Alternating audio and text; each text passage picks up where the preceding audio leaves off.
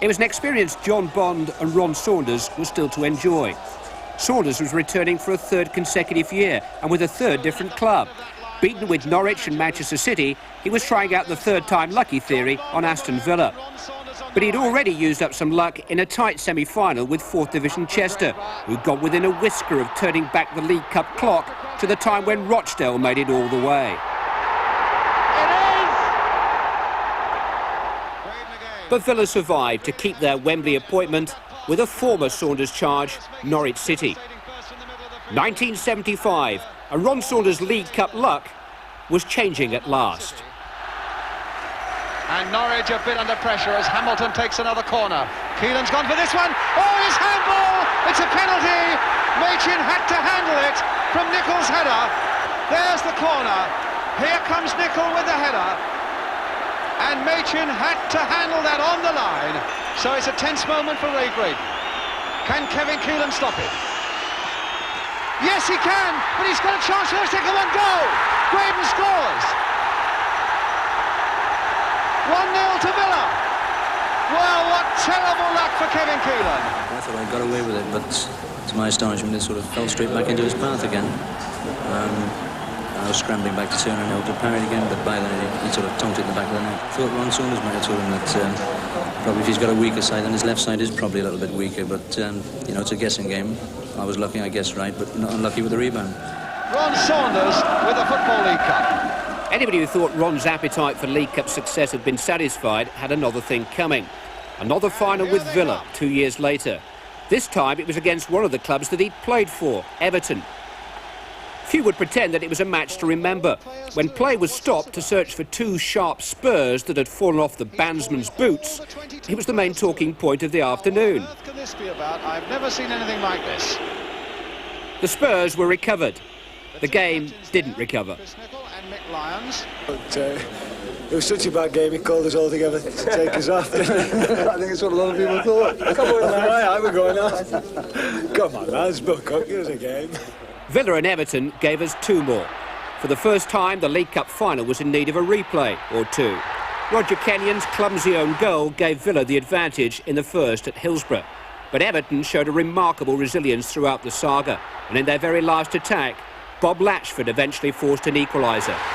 Extra time and another replay at Old Trafford. The league surrendered to the idea of a penalty shootout to settle another draw. But it wasn't necessary. Extra time was, though, but only after Everton had taken the lead for the first time in the marathon. McNaught came in and Latchford!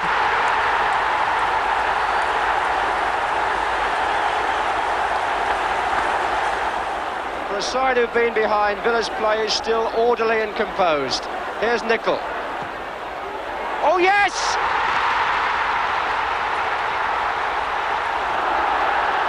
And now, could Villa come again and win it? Here's Little. And he's got there!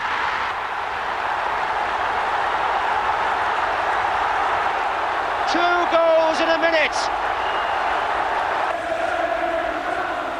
Lyons getting in. Dobson's there. And Lyons is there. And Lyons! Mike Lyons!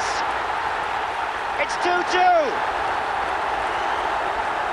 And they've been playing now for 300 minutes in the League Cup final of 1977, and still you can't separate them. At least the longest League Cup final had been marked by its longest range goal, from Chris Nicol. I blatantly panicked, as I always used to in those kind of positions. I just hit it. I remember having a big strapping around my ankle, left ankle, the one I hit. Maybe that made the difference. Absolutely, it did, definitely. There's no question in my mind, it did make a difference. I've never hit a ball like that on my left leg yet in my life. Villa still looking very strong. The fitness for which they're noted is showing. This is Smith. Oh, and Little is going to score!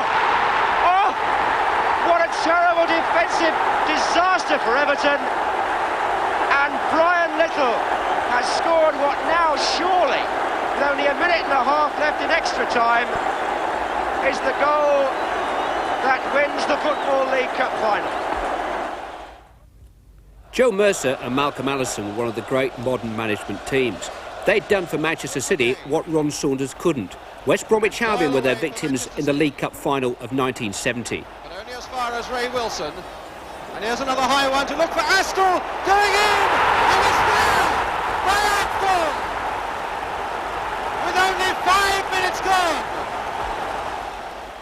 Lee looking to get a hit to it, beautiful save by Osborne from Lee. Lee going in, Somerby is right there, Boo this right up, and Pardo as well, still Pardo, just pass. Oakes with a long one, beautifully saved by Osborne. Pardo with the corner.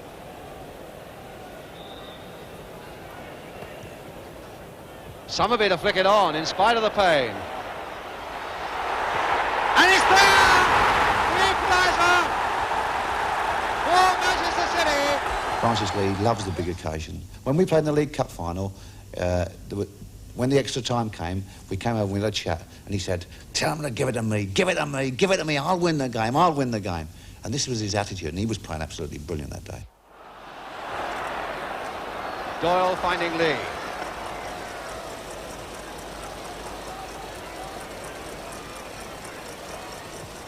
Oh, and Lee did well to get that over. Bell flicking it on. Pardo! With Pardo! Manchester City, who'd beaten local rivals United in a compelling semi-final, had come from behind. Skipper Tony Book lifted the cup. 6 years later, he was back as manager. His opposite number in the Flares, Gordon Lee of Newcastle United. Strangely, there was only one true Geordie on the field that day, and he proved to be the match winner. Hartford with it though, yes. They're playing it across there towards Mike Doyle, who got the header in. Might come anywhere. Yes, it's there by Peter Barnes. The 19-year-old has put Manchester City into the lead. Craig. Cassidy. Played now for McDonald, onto the right foot. Gowling is there! Towards Joe Royal. Oh, it will come for Stewart. Oh, and how did Mahoney save that? That's into the path of Donaghy, curling in beautifully like that, and hit it first time towards Stewart. Beautiful move by Manchester City. Donaghy. Got Barnes outside him. Donaghy prepared, though, to float it in towards Tommy Booth. Oh, and what a goal by Stewart! What a goal! It was not the best overhead kick I've scored in my life. It was most important, but it's not the best technically. And as it came to me, just took the overhead kick and it flew in. Caught him the full. I really couldn't see where the ball, but I'm afraid when I turned around and saw where it did end up, I mean, if Asa Hartford hadn't have caught me, I'd have still been running around the stadium now. Wearing the Magpie shirt of his hometown club, Stewart made a beeline for the Newcastle dressing room after the match to serve up something to drown Geordie's sorrows.